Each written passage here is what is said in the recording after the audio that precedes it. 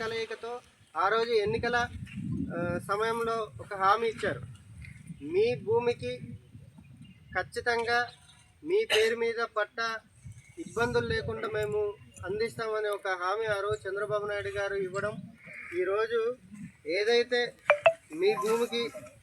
పట్టా వచ్చిందో దానికి రాజముద్ర ముద్రించి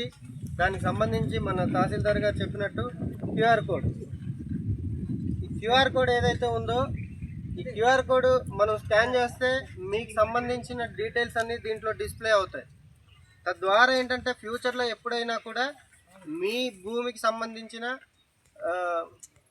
ఎటువంటి ఇబ్బందులు లేకుండా గవర్నమెంట్ పొందుపరిచే ఆలోచనతో ఇంత చక్కటి అవకాశాన్ని మీ అందరికీ కల్పించడం జరిగింది. కాబట్టి ఈరోజు ఎవరైతే ఇప్పుడు తీసుకుంటున్నారో పట్టాలు 44 మందికి ఎంతమందికి వచ్చాయంటున్నారు, మీ అందరికీ నా శుభాకాంక్షలు.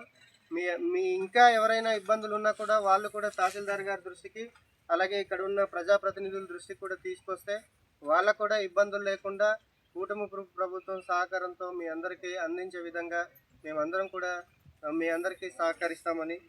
ముఖ్యంగా ప్రజలు మీరందరూ కూడా కూటమి ప్రభుత్వం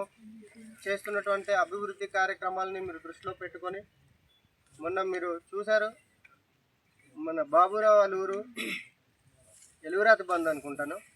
ఆ రోజు అక్కడ